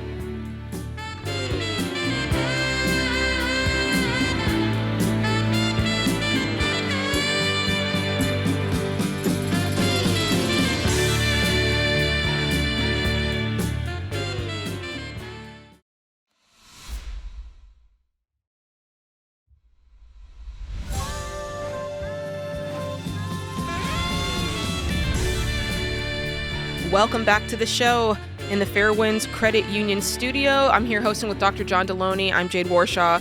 Thanks for listening to The Ramsey Show. We've got Dave, who's in Los Angeles, California. Hey, Dave, how can we help? Thank you so much. I just found you guys this weekend for the first time, so forgive me if what I'm asking is something you've covered through the years. But Dave, I need you guys in it. We're just glad you're with us, man. On the phone. We're glad you're with us. I'm excited. Yeah, dude. No apologies needed, man. Everybody's showing up new and pulling in at the same at their own pace. So I'm glad you're here. Excellent. I'm a single father, and I went through a major family crisis 3 years ago. The type of family crisis that is, life or death. As a result, to deal with the expenses of that, I went into $140,000 of credit card debt. And I have no regrets. I would do that again every day. Okay.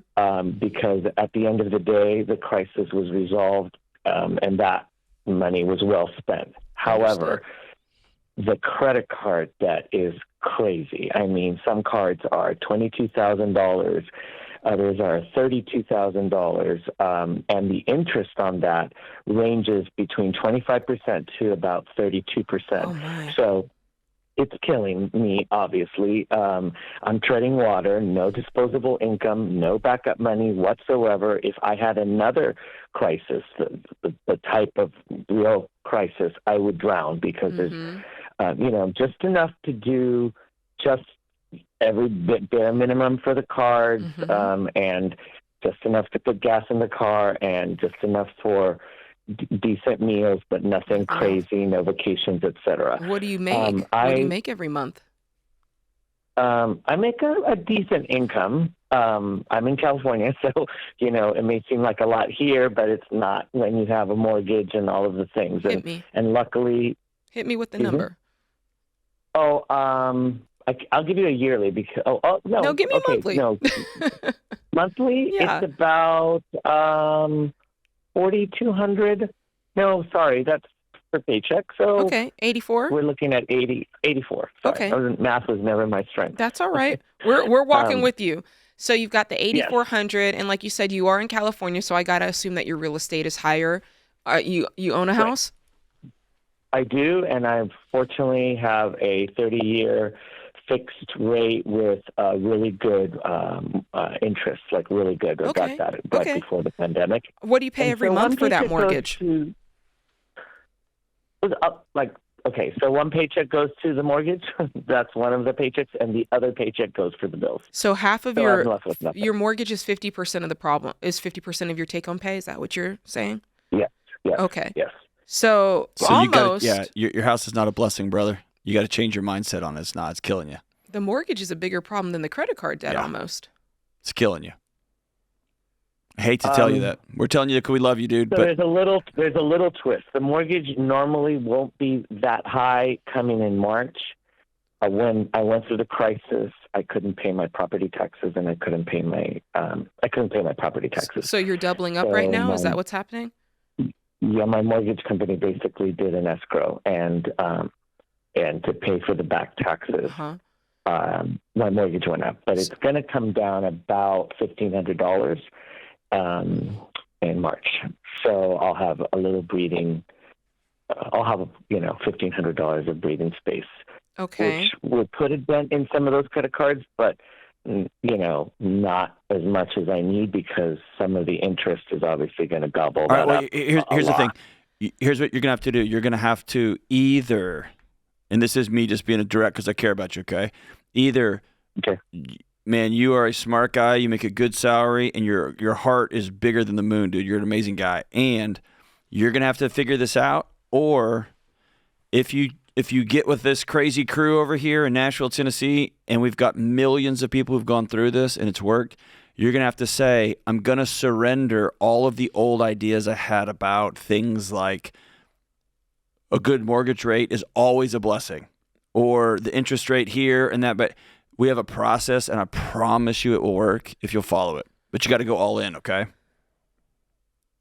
And no other little influencery person can get away with what we say, which is it works 100% of the time if you'll run the plan. Okay? Jade's going to walk you through it, but you just got to be all in.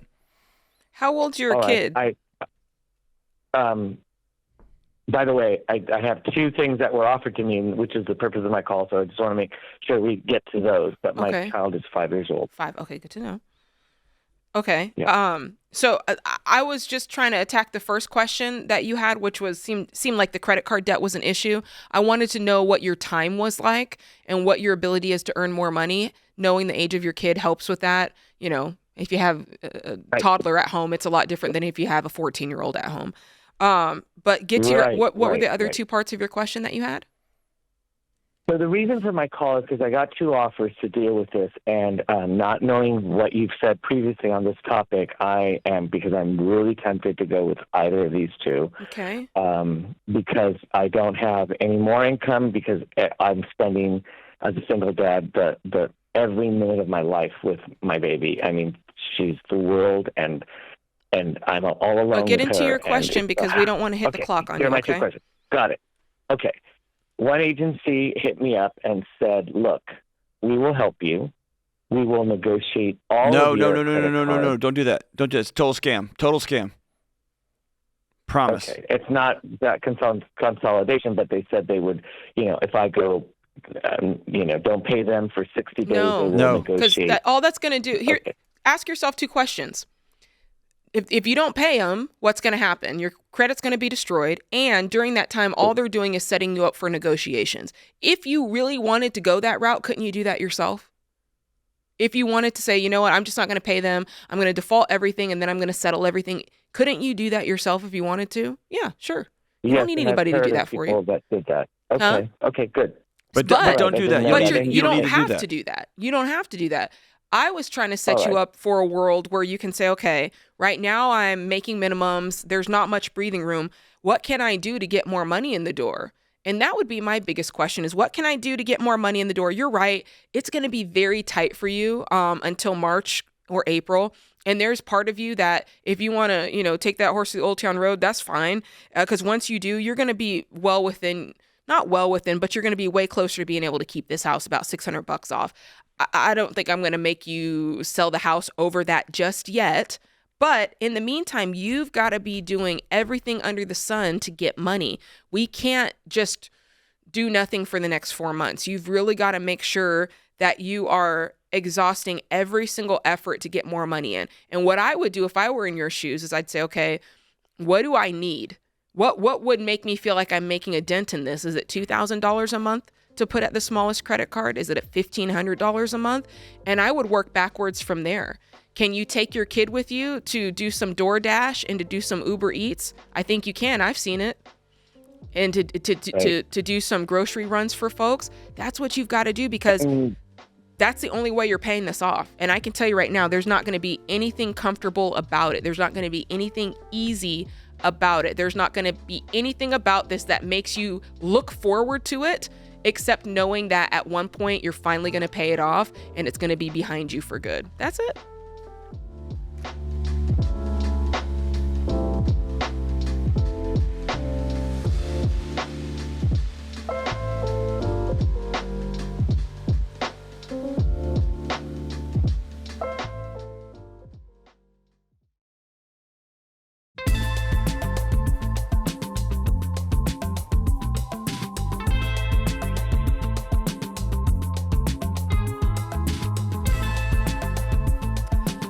All right. Hey, do you ever feel like you're doing everything with your money, but you're just not getting anywhere? You ever feel like you're taking 2 steps forward, 1 step back? Do you ever feel like Alan, who called in a couple hours back and said, I'm gazelle intense, but still not where you want to be with your money? Man, I know all about that.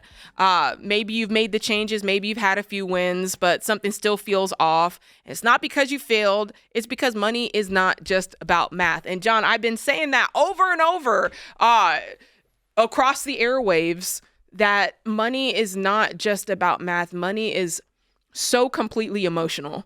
I mean, you've probably heard us say it for years here that money touches every area of your life, right? It touches your relationships with your spouse, your relationship with your kids. It touches your spirituality. It touches your career. Your relationship with yourself, the shame, the embarrassment, everything. Yeah. And so when you listen to a show like this, and you have a situation like earlier when the guy called in and he said his wife didn't want to combine the money, remember? Mm-hmm. And we are trying to get to the bottom of that. Guaranteed it's something emotional that happened, whether something she observed as a kid in her parents' household, something that happened with a boyfriend. There's always something behind it. So when we say, hey, combine your finances, it's never as easy as just 1, 2, 3. Right? When we tell somebody, hey, you're going to have to sell that car, and they say, well, wait a minute, that was my gift to myself when I finally finished med school, and that was a huge accomplishment that's attached to a feeling of achievement for me.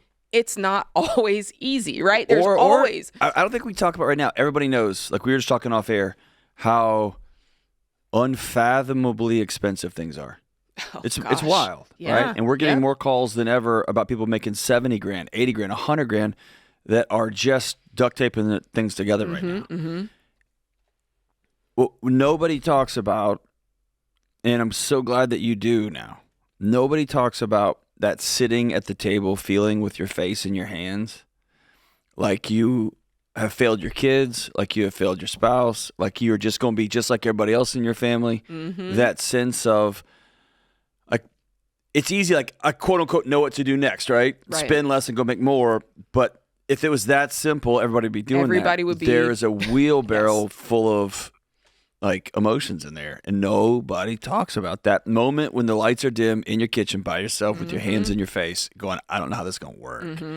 And man, that's why I'm glad you put that down, man. Yeah. John's talking about my new book that just came out. It's called What No One Tells You About Money. So good. And it's the real key to getting unstuck from someone who's been there, which is me. I've been there. I've been in your situation. Just what John was talking about, that moment where you look up and you go, my life is not what I thought it was going to be. And I thought I would be XYZ by now. I thought I should have this by now. I thought I would have that by now. And you do. There's a lot of things that hit us. You feel frustrated and you feel scared and you feel angry and you have shame and guilt. All of these things, I talk about it all in the book. And it's not just me pontificating. It's me giving you practical steps on how to get out. John, that's what we do here. We tell you the problem, but then we tell you step by step how to get out. And it's the same thing with this. If you walk through the frameworks in this book, you are going to go, oh, Jade, now I know what it is. I just needed you to give me words for it. I didn't know what it was. And now I see it. Now I can see how that's been holding me back. Yes, I will do it. So please, guys, this is the book. It's on pre-order now. It's $24.99. And if you order it now, you'll get $100 in free bonus items. You'll get the audio book. You'll get early access to the ebook. You'll also get, I do a video where I go through and do a financial checkup with you, like one-on-one. We'll walk through your numbers, and it's really helpful. And guys, I'm going to do a book club of this book. It's going to be a 3-week book club where we're going to really unpack this thing together. So if you've just felt like you needed something, you need somebody to grab your hand, I'm the one grabbing your hand. I'm reaching out, grab it, and I'm helping you. Come on, let's do this together. This is your year, man. Pre-order today at RamseySolutions.com/store, or if you're watching on YouTube or podcast, of course, you already know, click the link in the description to get your copy. Guys, please don't wait on this. I know we sell you a lot of books, but this one is completely different. I'm telling you, man, you can look at me. You can already tell it's going to be different. All right. Keaton is in Denver, Colorado. Keaton, how can we help, man? Hey, guys. Thanks for taking my call. You bet. How can we help? Hey, so my question is, how do I start a business as the sole provider to my family? You don't sleep very much for the first couple of years. Yeah, I kind of thought the same. Yeah. I just want to know. I'm kind of a newer listener to the show, and luckily I don't have any debt, and I know that's what you guys talk about a lot, which is awesome. And I'm lucky enough where somehow without the Ramsey plan I got there, but I'm here. Oh, you have common sense. You know how to do elementary school math. Congratulations, man. That's awesome, dude. Well, I'm here, and I just want to know, like, what would the baby steps for me look like, the different set of baby steps for starting a business and potentially walking away from my current career, because I've worked really hard to get to the position where I'm at, and I'm making over 6 figures now, which is awesome. What 6 figures? But 6 figures can be a lot. It can be 101,000 or it can be 901,000. So how many figures? Tell me the real figures. Okay, the real figures is I'm making just over $100,000 a year. Okay. I'm in sales, so half of that is commission, half of it is salary. What business do you want to go start? So that's another part is the business I would want to start.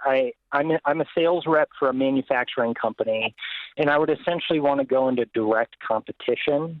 And the issue with that is I feel like I can't start it unless I walk away from my current position. I think that's fair. I think that's right, and that's an integrous way to do that. So if you were to walk away from the job, what could you do in the meantime as a full-time job that makes money while you start building up your book of business, doing the business you want to do? Well, I've done a lot of things in the past. I was a bartender for a while. I've done a bunch of different jobs, so I'm sure I could figure something out. But in my industry, without going into competition, I could probably make about $25 to $30 an hour while I'm building this business. Okay, well that's just get here's the deal. I want you to focus on the math problem. You are you married? I am. Yeah, and we have 2 kids. Okay, so you and your spouse are going to sit down and just go up. Here's how much money we need to survive for 24 months. Okay. And then I'm gonna commit to making this much. Or if she wants to be a part of this dream too, then she's got to be a part of the dream, but contribute. Then she's gonna take on a second job, or she's gonna stop doing X, Y. Here's how much it costs to run this house. Here's what we can cut for 24 months. Here's my investment in this thing, and here's how we're gonna know dollar amount, is this being successful or not? Now you have no debt, but do you have any money saved? I do. How much? And I guess the other wrench to throw is I'm renting right now. We don't own a home, but I'm debt free besides not owning a home. That's not a wrench. It's fine. So I rent, but I have about $70,000 in savings right now. Okay.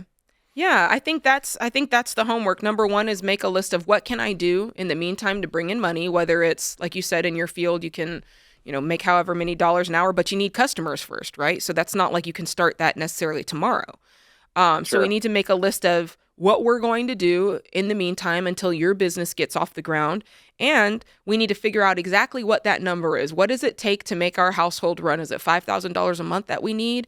Is it $6,250 a month that we need? And whatever that number is, now we work backwards in order to accomplish it using that list of skills and jobs that we said we were going to get.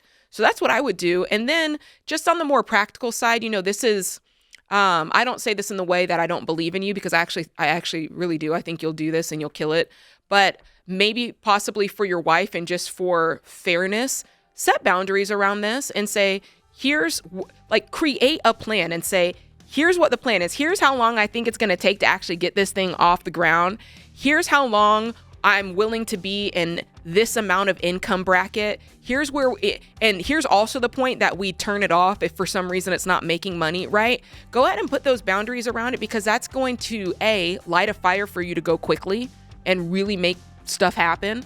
And number two, it's going to make your wife go, okay, I can get behind this. There's a starting point, there's a succession point, and there's a turn off button if it doesn't work out.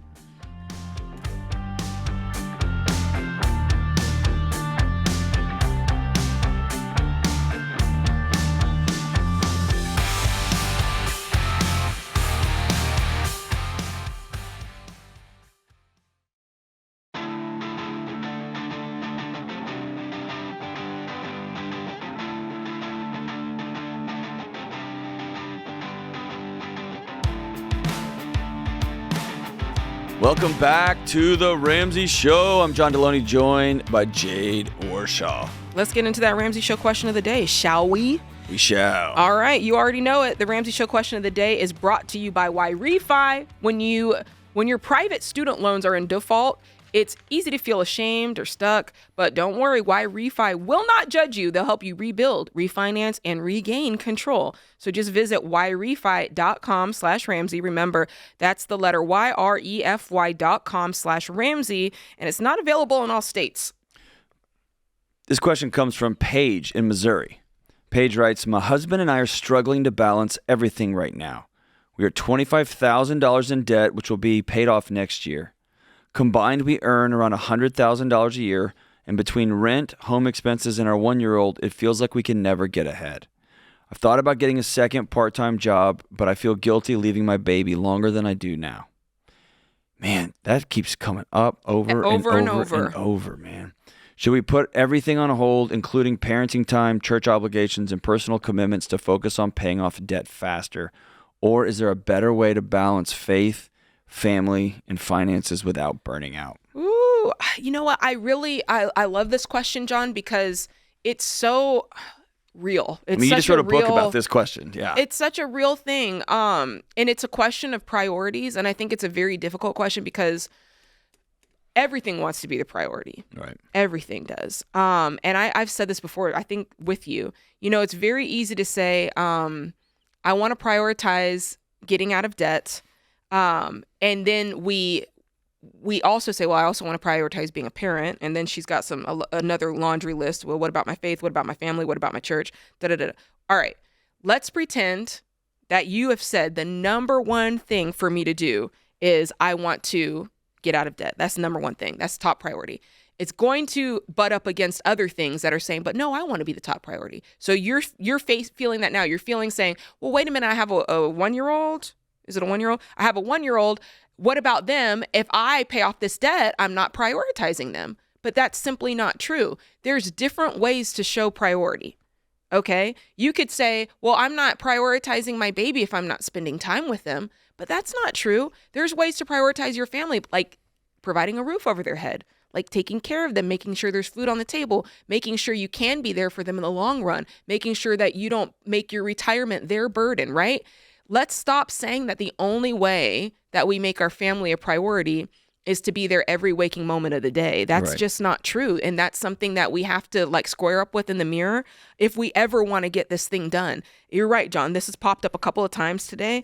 And I just want to say that it's a harsh reality, but it's a true reality. Mm-hmm. And I can say that as a mom, it doesn't feel good to leave your kid. Right. Period. As a dad, I don't like leaving my kids. I like hanging out with my kids. It doesn't feel good, but remembering what's true, and this is what I talk about in the book, the things that we tell you to do, I get it. It sounds good in the moment. Yeah, just pick up a side hustle. No problem. $700 a month. Bam. But then when you actually go home and start thinking about it, you develop these fears of, well, what's your biggest fear? Oh my gosh, if I do that, my child is going to forget about me. I'm going to be the worst parent ever. They're going to end up in therapy. No. And I found, John, with fears, they can be rational or irrational. We know that. And a lot of times when I find that there's an irrational fear, it tends to be on the vague side. Mm-hmm. It's kind of like, oh, if I do this, it's going to ruin everything. Be specific. That's right. What do you mean by that? Ruin everything? If I do this, it's just, my church obligations, my personal commitment. No. What do you mean? Because if we can dial it down to something true that's actually rational, then we can figure it out. If you said to me, Paige, well, here's the thing. If I work extra, we have this thing on Wednesday nights at my church, and I'm the one that's responsible for bringing the meal. And if I don't bring the meal, then 70 people don't have, food for Bible study, right? If that's a very specific problem, then I would say, well, can't you just call Natalie and ask her to bring the food? That's right. Right? Now we can solve the problem. So you have to ask yourself, do you even really want to solve the problem? Mm-hmm.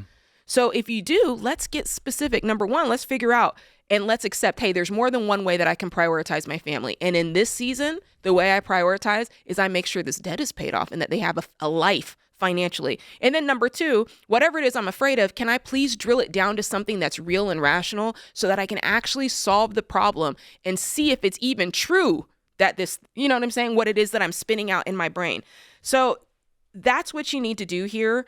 You're going to have to let these other things, church, family balance, I put that in quotes, personal commitments, let those be number 2, number 3, number 4, number 5, number 6 on personal commitment. And in this season, for this short period of time, let yourself prioritize putting your family first by getting your financials right. And that's all I can say about that, John. I mean, yeah, it's short-term pain for long-term gain, man. Every time. It's like, this is going to be awful right now. Mm-hmm. For the next 5 months, we have $2,000 in margin, or we have $200. We're gonna scratch and claw. We're gonna sell some stuff, and we're gonna look at, do we have to have? I mean, I'm talking about getting radical in people's homes, like with the way we live. Get radical about it. Please do, and I love that you said that, because you're gonna have to. I feel like I'm saying this all the time. You're gonna have to sacrifice. There may be a season when you got to move your thermostat down. And you got to wear jackets and get under blankets. And you sell your furniture and you sleep on an air mattress, or you go down to one. Right. And thank you for saying that, John, because I want you guys to know I'm never going to tell you something that I've not done myself. But you're talking to somebody who sold all the furniture in their house. And I sold my house and moved into a dorm. Okay. Like, you just do what you got. And Thank you. I drove a $3,000 truck. Thank you. It's like, you do what you got to do. We were a one-car household for 10 years. The people on this show we're not just making it up. No, we're telling you the things that we would do, and that's what this is going to take. The things that we have done. Yeah, the things that we've done, exactly. This is what it takes, and change requires change. That's all I can say. And it's rarely easy. It's never comfortable. That's just part of it. And I feel like that's the drum that I'm beating today, because I want people to understand that when you're in a marathon, you will feel pain. Like, that's just part of it. John, again, this is in the book. When you're running a marathon, some days you go out and it's sunny and it's 70 and the birds are chirping and it's great. Same thing with your money. Some days you wake up, you're like, man, today feels like a great day to pay some bills, and you're paying the bills, you feel good. You're not mad about paying a little bit extra on your spouse's student loan. You feel good about it. The check came in today, everything's good. But then other days on the marathon, you wake up, it's stormy outside, it's cold, it's rainy, it's the big raindrops that hit you in the eye when you run that they soak your clothes immediately. And it's the same thing with your money. Some days you wake up and you're like, really? This is what I get? I've been working 10 years at a job I hate that I barely make, and this is what I get? Yeah. A crappy car where the AC barely works, right? And you want to throw up your hands and you want to quit, but you can't. Yeah. You can't quit. You have to keep going. It's not easy, and that's fine. It's good that it's not easy, because then at the end, what it produces in you, John, is somebody who can who can go the distance, who can sacrifice to win, somebody who can look at things as what they are and go, you know what, that makes sense, that doesn't. I can take some of the emotion out of it. I can control the emotion. It's not just, well, this doesn't feel good. It rarely does. I was, last night I was in Chicago and I was sitting with a great comedian named Matt Taylor. We were talking and he was talking about first starting comedy and having to scratch enough nickels together to either eat or to have a place to sleep. But he talked about where he is now, and he says the strength he has now is rests on I had to figure it out, and so now I know what I'm made of. Yes. And so things don't scare me in the now. And it was that sense of, if you don't know what you're made of, I don't think I could go without the house being at 76 degrees, but I promise you can. Right? Yeah. I don't know how we could make it without, if we sold these 2 recliners, and I promise you you'll be okay. Fine. Well, people are adaptive, and that's the thing you have to remember. People, I don't know, I always like likening it to COVID, but there was a time of life where we wore masks over our faces, right? And we got used to it. Everywhere. And you get used. That's just how the humans are. We will adapt to anything and be like, okay, this is what it is. I'll make it work. And yeah, that's how it is with your money. There for a minute. Yeah, my grandmother didn't have Chick-fil-A. She had chickens in the backyard. All right. That's how they did it. You'll go to sit where the recliner once was, and the first time you'll fall back thinking it was there, and then after that you'll learn, oh, it's not there anymore. And you get used to sitting someplace else because that's what you'll do and you'll be fine. Guys, keep going. Do not give up. Do not give up. Do not give up.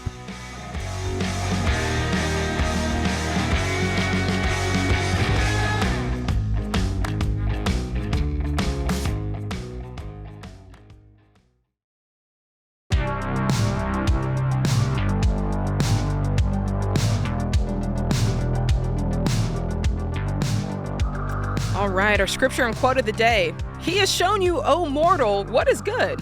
And what does the Lord require of you? To act justly and to love mercy and to walk humbly with your God. That's Micah 6:8.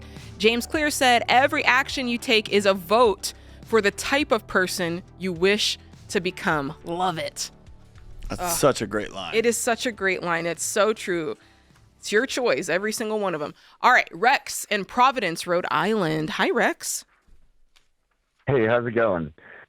Great. First of all, me and my friends, big fans. But I graduated college back in May. I have a little over $75,000 in debt, but I was blessed to promptly get a well-paying job in my major, and currently my expenses are, effectively zero. I was wondering how to best capitalize on the situation and get those debts paid off as quick as possible. How are your expenses zero? So after college, moved back home, and pretty blessed that in my job I'm constantly traveling, and those travel expenses get paid for by my company. So nice. I'm effectively, besides having a girlfriend and doing stuff here and there, playing golf, effectively my mandatory expenses are zero currently. Got you. What are you earning? So right now, currently around $6,200 a month. $6,200 a month. Love that for you. Okay, so thank you. Listen, you told me you have nothing else to pay for. You called the wrong show, brother. You're not going to like what we say. I tell you right now. Right. Hit him with it, right. John. Okay, you said you got a grown-up job, so now you have to start doing grown-up stuff, and that means you make $6,200 a month. That means in at Halloween of next year, you're going to be writing your last check for your student loans. So the loans do get deferred. So this is the first month that I am going to pay for it. No. Well, no. Look. I was going to say. So I've been saving since starting the job. I have about $25,000 saved, and I was wondering, do I just go right at it? The biggest loan. Your balance is now $50,000. Congratulations. Mm-hmm. You keep $1,000 aside. Gotcha. Keep $1,000 aside. That's baby step one. You just need that there just in case, something to fall back on. It's not much, clearly, but yeah. Now you're at 51,000, and then you can cash flow the rest. I'm just guessing. Can you put $5,000 a month on this? That's currently what I am doing. It's amazing, brother. That's all you got to do then. Yeah, get it done. And listen, there's just so much conflicting information. I know. People, telling people to invest and let the money work for you before getting to it. But I'm going to tell you. Here's the deal.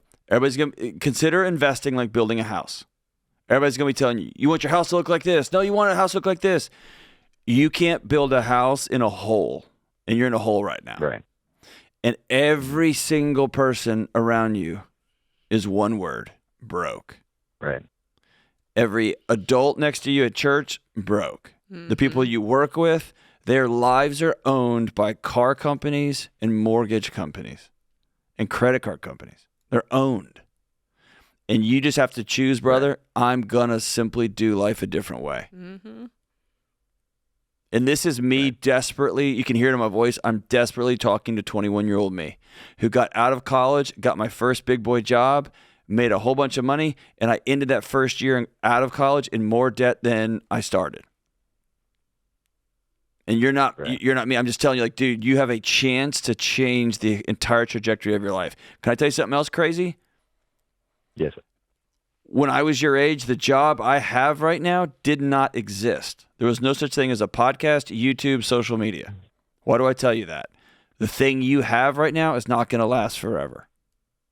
Right. And so if it goes way up or if it goes sideways or heaven forbid it even goes down, put yourself in a position where you don't owe anybody anything in the world. And you've got your own place. You got some money in the bank. So when whatever happens, it will be a rocket ship for you, not a pushback even further.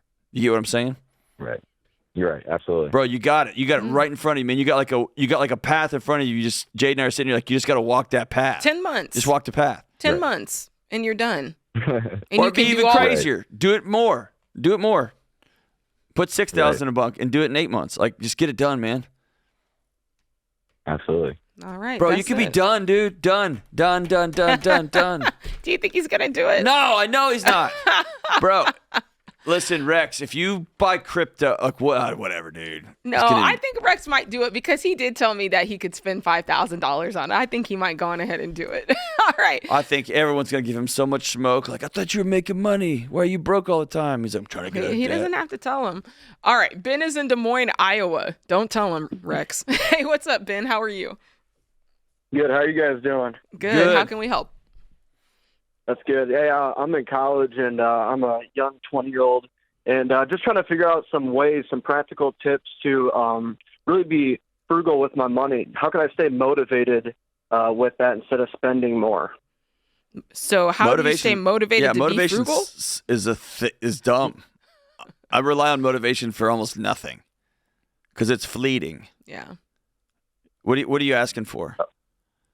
Yeah, I mean, honestly, it's just trying to save money in the long run to for what have more in the end. Well, it can't just be for nothing. What's the money going to be for? That's too amorphous of a goal. I mean, I'd say for college mainly, so I can pay that off.